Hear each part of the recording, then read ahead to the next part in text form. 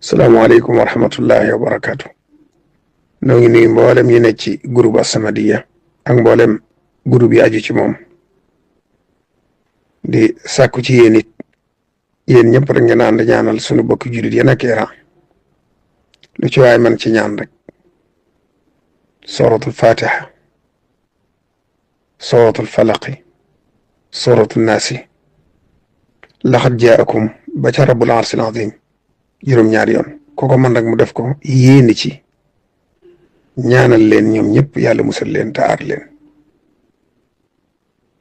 sunu bokki taalibe yëpp it nag kooko ci man mu jàng xasida ak laxad jaakum ak xasida ak rabbi bi ma yashrahul ak xasida ak farij bi jaahil Mustafa an ummati lim bu man rek ñaanal leen ca yàlla musal leen te aar leen te jële leen ci jafe-jafe yi ndax jullit bu ne ab jullit mooy mbokkam bu ne ci jafe-jafe da ko war a dimbali ci kam kàttanam bu ko mënul ci loxoom mënu ko ci alalam war na ko man ci ñaanal ko te mettitlu ko te naqarlu ko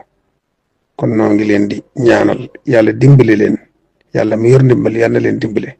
yàlla na leen aar yàlla na leen jëlee ci jafe-jafe yi